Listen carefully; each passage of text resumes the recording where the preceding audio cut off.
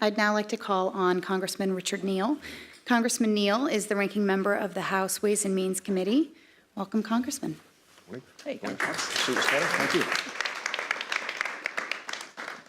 So, Congressman, thanks for joining us. And as you know, we have not seen bill text from the Republicans, but there have been some frameworks and some leaks here or there.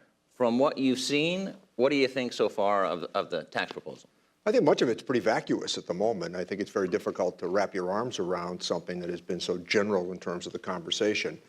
And the proposal is based upon conversations that we've had at the White House and then discussions that we've had with members of the Republican Party.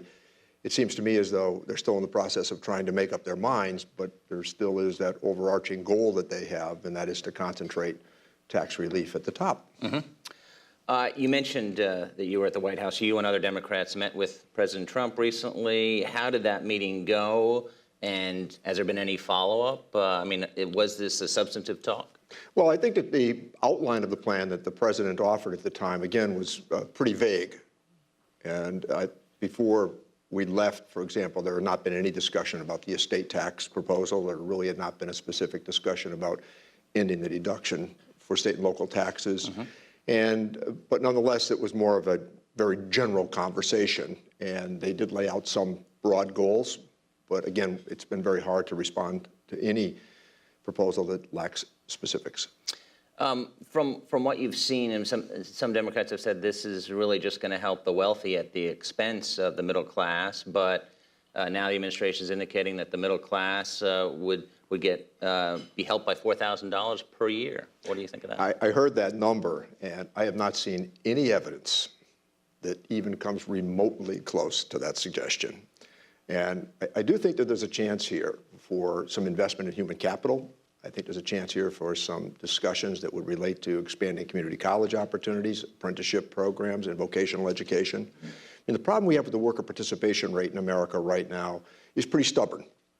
And I think that their argument is, once again, that if you just cut taxes for people at the top, that all of a sudden people in the middle and people at the lower end of the economic spectrum are going to benefit. And there's very little evidence. And I noticed that Kevin, who does good work, I follow his, particularly the print versions of what he has to say, but he mentioned the term assumptions. Mm-hmm.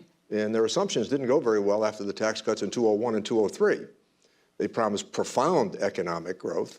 And I would respond by suggesting that despite all of the talk, Bill Clinton's growth rates were higher than Ronald Reagan's. Mm-hmm. And Barack Obama's growth rates, despite what they say, were higher than George W. Bush's after massive tax cuts in 2001 and 2003 that amounted to $2.3 trillion.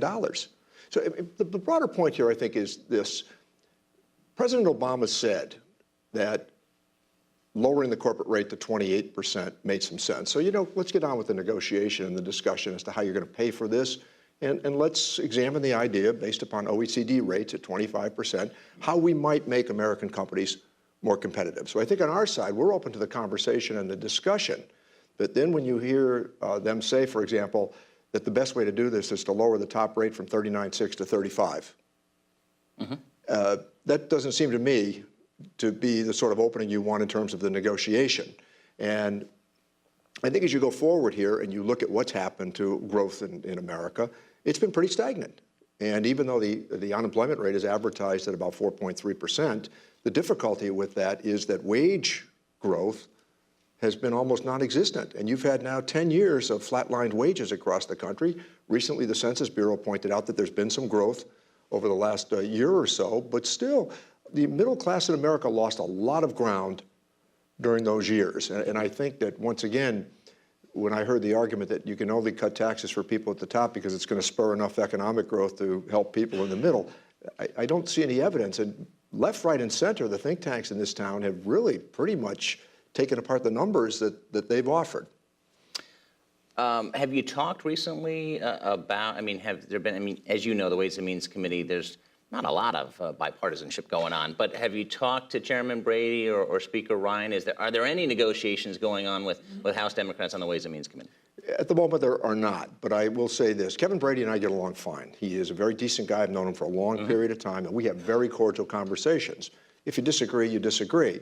And I think that one of the problems that they have is trying to tame a part of their caucus as they proceed to the argument over what likely is to be a contribution to deficits. And I do think that for the American people, what is troubling about all of this is that they tortured Bill Clinton and Barack Obama over deficits. But apparently, if you're a Republican president, deficits really don't count. And I think that that was the argument that they've used faithfully, where I did join that Ways and Means Committee a couple of years ago. So I think that there is some room here for discussion on what we might do to build out the middle class, keep this revenue neutral. And I also would say this to you, that I think it's really important for the people that are in the audience and the people that might be viewing as well. You need some hearings once they lay out what their plan is. You need some hearings to discuss this. So you might put the magnifying glass of critical analysis on the specific proposals. So at the end of the week last week, there was some discussion that they might retreat on the estate tax front. There was some discussion that they might retreat on the state and local tax deduction front. And recall that in the border adjustment tax battle that they had, they needed $1 trillion for revenue. And the state and local tax deduction and getting rid of the estate tax, all of a sudden they're back to the same revenue problem. And, you know, David Camp, good friend of mine, I only say good things about the effort he made, even though we might have disagreed on it. I mean, for 3 years we modeled it, two parties working together, but there were plenty of hearings and plenty of interaction. Right. And when Dave put out the final plan, he didn't need us to collapse it. His own side collapsed it. Right. Right. I think he introduced that the last day of the Congress, as I recall. I remember talking to him in the back of the chamber, yes. He was less happy with us than he was with the other side, I can say. That's a fair statement. So do you fear that this, when it's released, whether it's the end of this month or early next month, that Republicans will not hold hearings, that they're going to move it quickly, that they're going to have one markup that could go into the middle of the night? Well, I will say this to you, and I qualify that for members of the Fourth Estate that are here. I have specifically asked the chairman to make sure that this is done during the daytime. And it should be done over the course of, if it takes a week and we need to do this in full sunlight, let's do it. Say we're going to start at 9, finish at 7 every day, back the next morning at 9. I don't think that doing tax reform of this complication should be done in the middle of the night. And we will open it a little bit later for questions for the congressman. Will Democrats, at this rate, it looks like Republicans are going to release a plan. There's not going to be much negotiation. I think any negotiation probably would be with the Senate, because they're coming up with what we hear is a different plan. But will Democrats offer an alternative? I think that what my plan is to do is, at the conclusion of the process here, depending on where it ends up going, is to lay out a series of principles. I've been talking and spent a lot of time with the gray hairs of the Democratic Party. And I've sought their wisdom. I have a good working relationship with Jack Lew and Bob Rubin, Steve Ratner, and others who have been very helpful in terms of the conversation. We have done a lot of work with the think tanks on our side, and it takes me back to the argument there is some room here, but let's hear about infrastructure. Let's hear about investment, again, in human capital. The best way to level the playing field in terms of income concentration in America is to expand educational opportunities. So you will release some type of bullet? Some principles. Some principles. Okay, well, and what's the timing on that? Well, I think we're trying to figure out where this all goes in terms of the markup that is being proposed or discussed, and once they lay out their plan, we'll respond. When I was to the White House with the president, after he laid out his plan, and you might expect it was very general, what he had to say, and I responded by saying that we want it to be revenue neutral, and we want it to be from the middle out, and we would like some investment in human capital.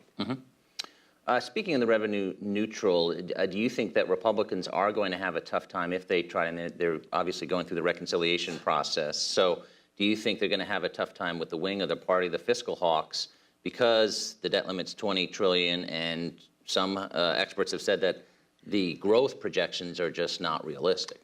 Look, you need 2 years of sustained growth north of 3% to create a sufficient number of jobs that would enhance federal revenue to allow us to do some of the things that we would like to do. I mean, the evidence of the Clinton years, the last 4 years, it's 4 balanced budgets, a warning from Alan Greenspan in which he says you're paying down the debt too quickly. $5 trillion surplus we're staring at. And it was spent down in tax cuts 201, 203, 2 wars, and a recession. And I think that that's always left out of these arguments. And one of the things we depend upon for the media, I think, is to remind people of where the country was on January 19th of 2001. We were on a glide path toward extraordinary prosperity. Poverty rates had actually decreased across America as federal revenue increased, because if you create 23 million jobs during that tenure, the revenue forecast for the country exploded. And because social spending is formulaic, it went through the floor. And I think that that is now just a convenient argument on the other side when they say things like tax cuts will pay for themselves. That's theology. And I just don't see any evidence that would support that conclusion. Now, if you want a tax cut, just say you want a tax cut. Don't say it's going to pay for itself.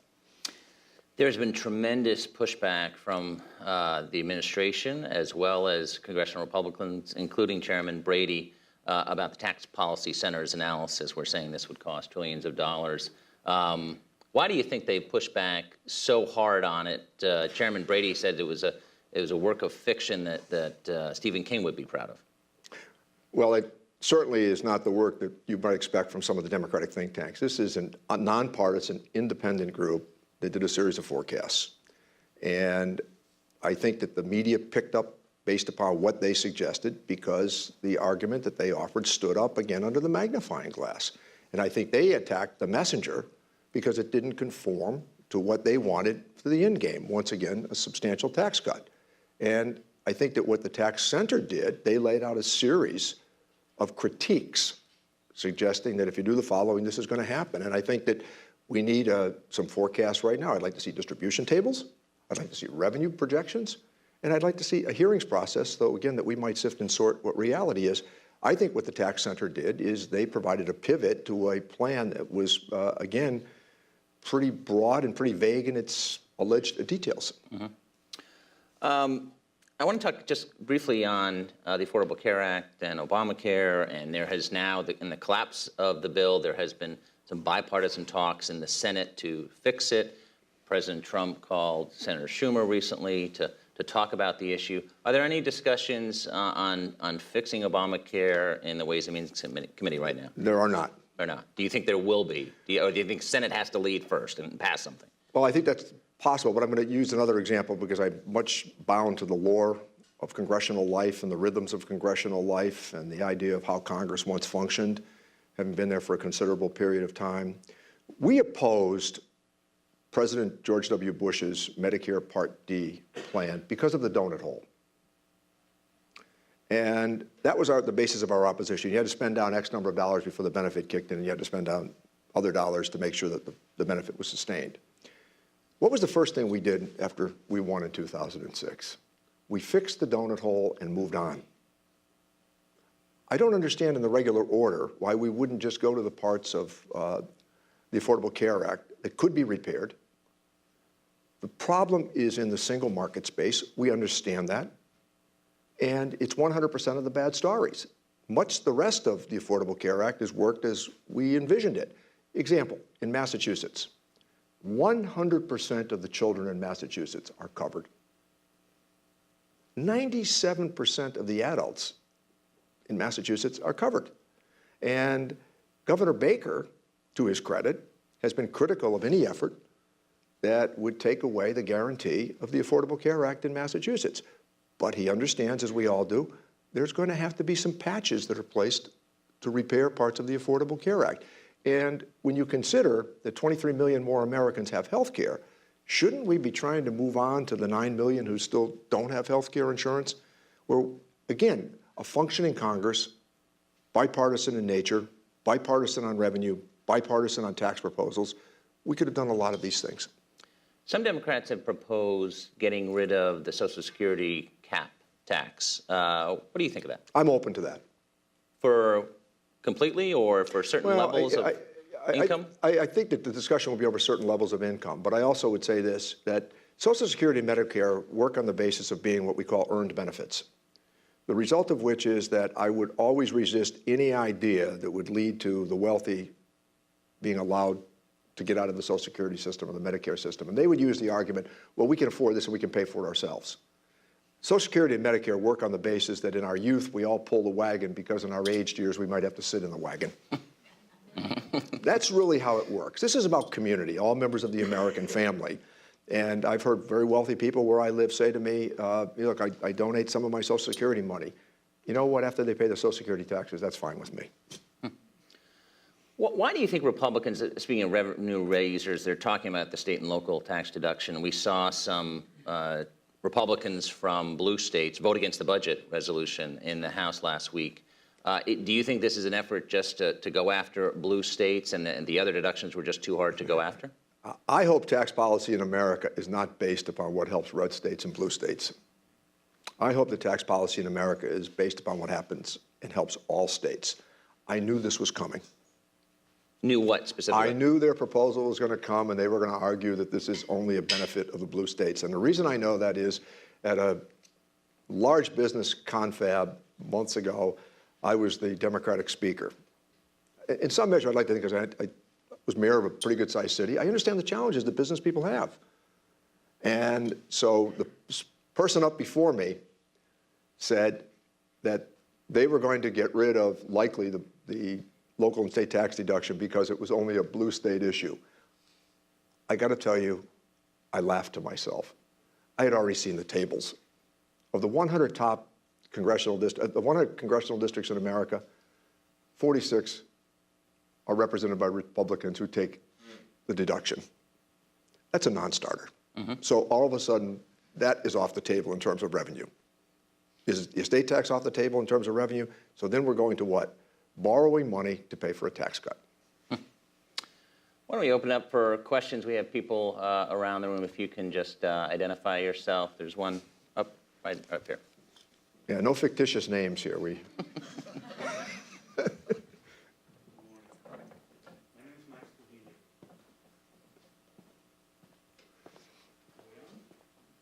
No? There we go. Good morning. My name is Max Trujillo. I'm at MJT Policy Consulting Firm in Washington. Earlier in the conversation, in the previous panel, there was a mention of the Chairman Archer's efforts in 1996. In 1996, there was a provision that when the reform was done, it particularly hurt Puerto Rico. The corporations that were there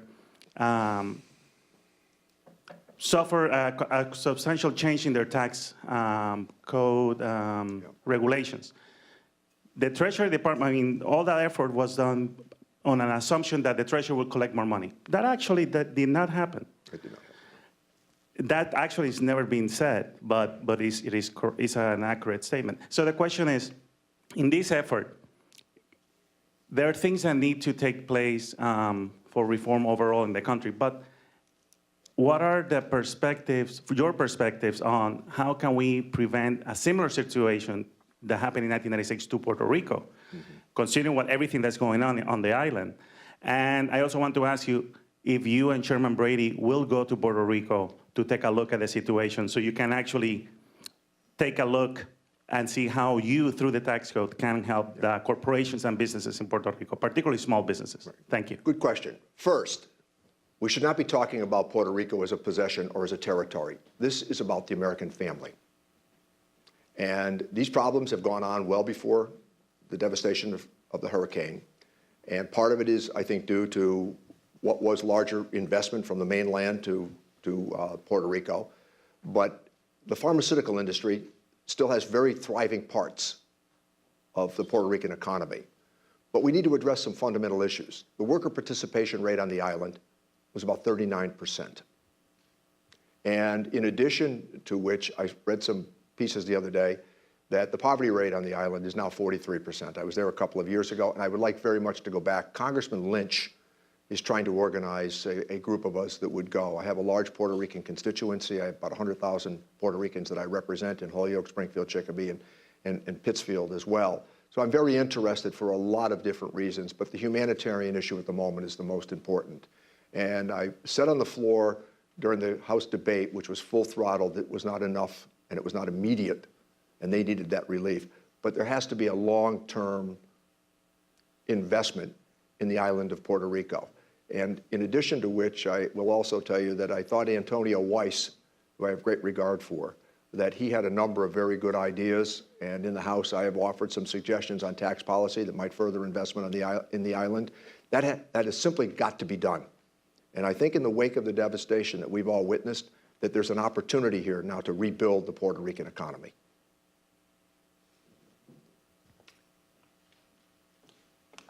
Right over here.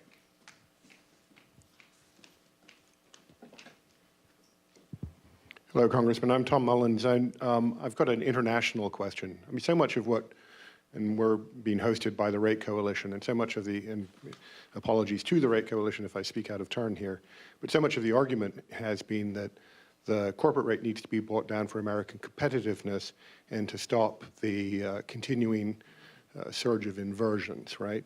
So the Republican response was to go to a territorial system with perhaps a minimum tax or some version of that that's still being negotiated now.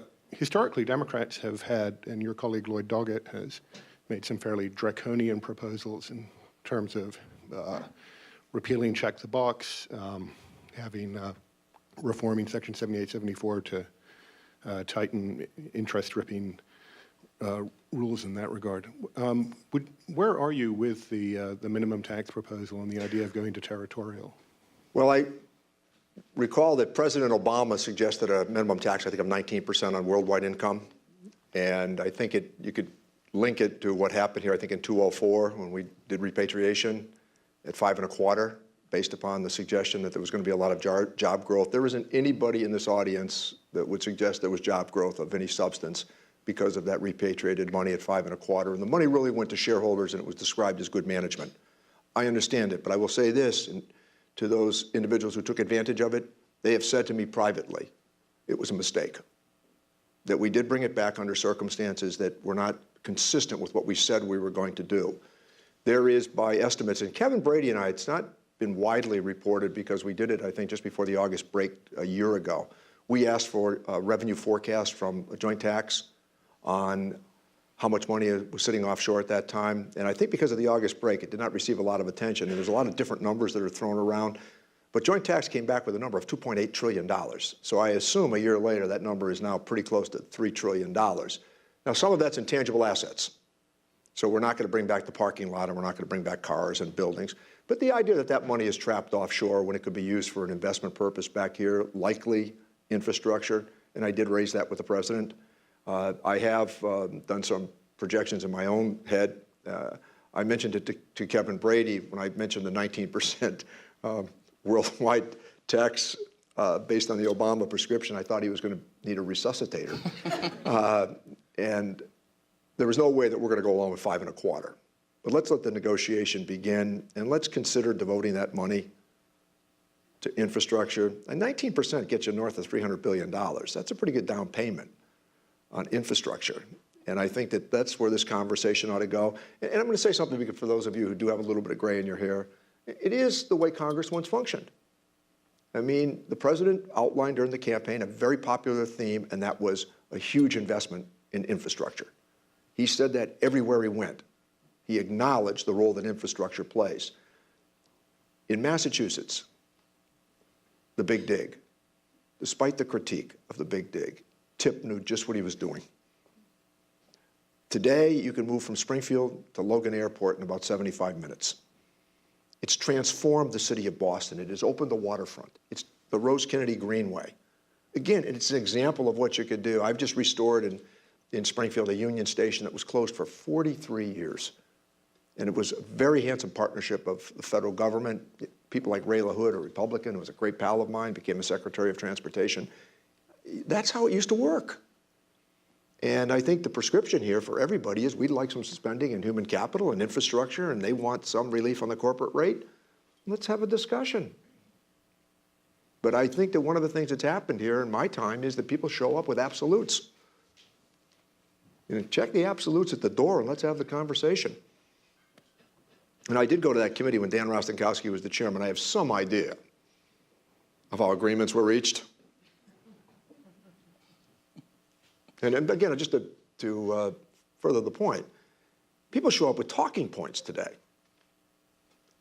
I want to listen to what they've got to say to figure out where we might go.